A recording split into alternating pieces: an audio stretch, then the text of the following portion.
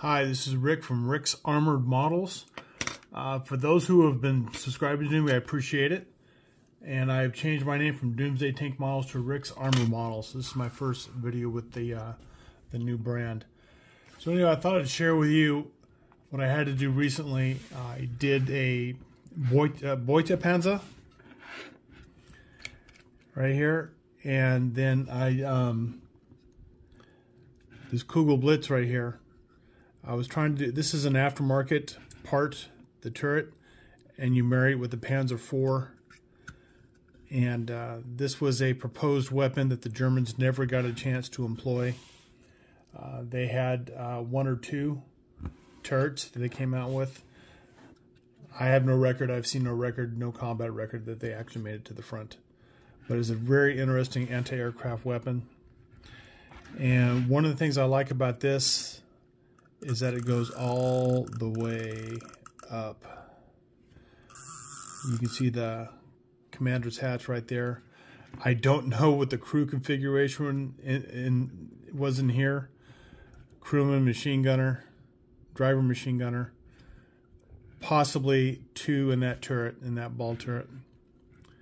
Loader and a shooter, probably. Anyway, very interesting, and I came across something on this. I wanted to share it with you. The way that the turret fits, it's fairly loose. So I wanted to do something that I do on some tanks, that the turret traverse is very rough from the manufacturer. So I just employ something where this is the Panzer KV-1 that's been captured by the Germans and put into use. I put a very powerful thin magnet with some putty. Also adds a little weight to the turret, weight to the model, and it's just fun to do. What I end up doing, I've got some of these lock mechanisms from a door, and I just glue them in there, and I find a metal piece to put on top, and there's your magnetic part that does the job. So you don't have to interlock these right here, because it was just pneumatic. And this being a hobby boss, the plastic is a little lighter than, say, Tamiya. So you have to really watch what you do when you sand away. And I just thought it'd be a better way to go to do the magnet thing. And it works for this. You can go like that and nothing falls off. So I had the same, I thought I had the same problem with a KUGELBLITZ. And I had put a magnet here, and then down here I glued this sucker in, and then I found out, just pretend that this is still in place. Now the largest motion was here. Instead of like that, it was now hitting this stupid thing and avoiding the full traverse and elevation of this really cool looking weapon. So I let the stuff dry overnight, and this is, if you've never used it, this is Magic Sculpt. And it turns out this is the first time I've had to fix one of my screw ups, at least a major one. And this stuff is like not quite cement, but it's the same agonizing thing as trying to chip out cement. But I had to use drill bits. And first I started with this low-level Dremel, which is great for sanding, by the way.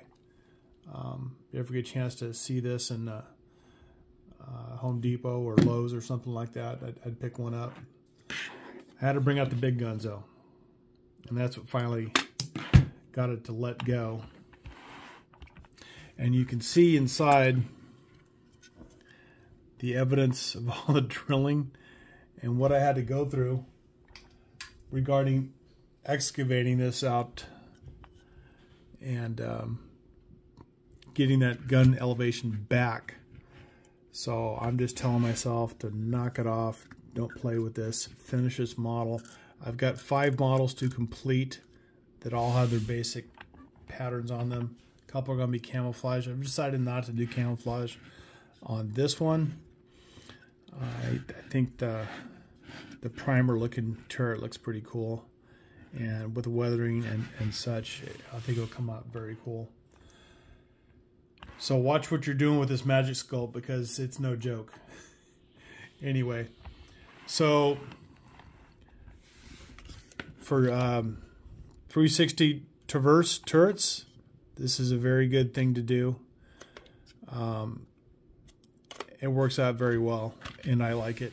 It just for that unique elevation for this weapon system, it didn't turn out too well.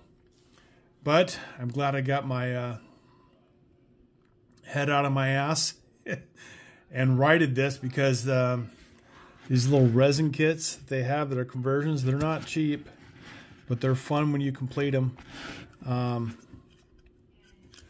I put little metal hooks on there and the top turret, and also some metal handles, just to add a little more character to it, because that didn't come with it. And these are things that even a novice modeler can do, and just have some fun with some things. And anyway, I hope you continue to enjoy my channel. I hope you appreciate the rebrand. The symbol on my Rick's Armored models is a Pershing tank, one of my favorite tanks. Let me just get it out right here. Off the shelf. This is one of my first rebuilds back in the hobby, and I've always liked it. This didn't make it, but in Europe until 1945, mostly due to political infighting, believe it or not, amongst the generals. It's really idiotic in my humble opinion. There were a lot of generals who just liked the speed of the Sherman tank and how many they were cranking out in the factories, and they did not want to halt anything in the factories that would keep them from getting resupplied for the Europe invasion. I believe, my personal opinion, they could have had this tank ready for the Normandy invasion. But that was the level of the infighting. Not even General Patton was in favor of getting the heavy tank, or American heavy tank, to go up against the Tigers, but to just crank out the Shermans and outnumber them, which is what they ended up doing. But there was a lot of crews who paid with their lives being in a thin-skinned Sherman. And anyway, that's why I chose it for my symbol for my channel. And anyway, I hope you continue to watch. If you have anything you'd like me to cover, pretty soon I'm going to be doing a really cool project. I'll give you a preview.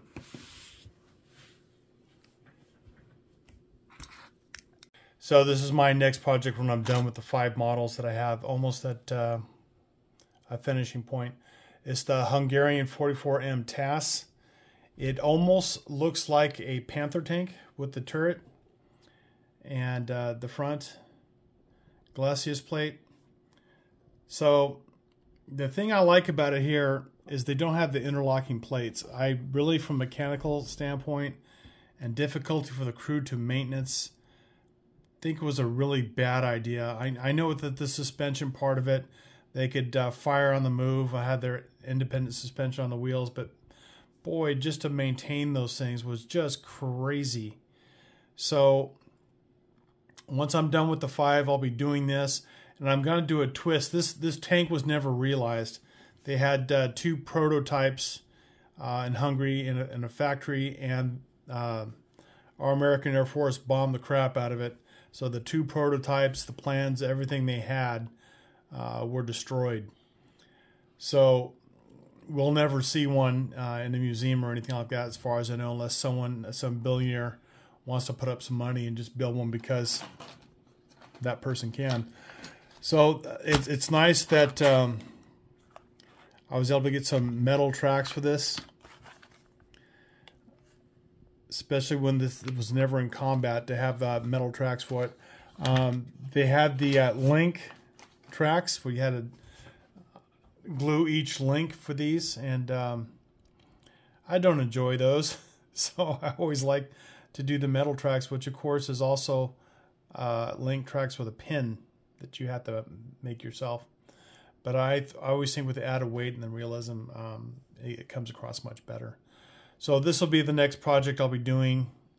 And what's different about this, there's 1 or 2 videos on YouTube concerning the 44M tasks, and I'm glad they're there. I'm going to put Zimmerit on this as if their German allies had given them the technology and they put it on their tank. And what's funny is that Germany wouldn't allow Hungary to produce the Panther in Hungary. I don't know. I think they're just being protective of their technology. It's kind of weird you do that with an ally, but that's how it went. So they came up with this. They had some Hungarian tankers go over to Germany and train on the Panther, and I think this was the result of their design with the Panther in mind. And I think it's really cool. So I hope you enjoy this when I get it started, and it'll be some time, but I will get it going, I guarantee you. So thank you for watching, and we'll see you next time.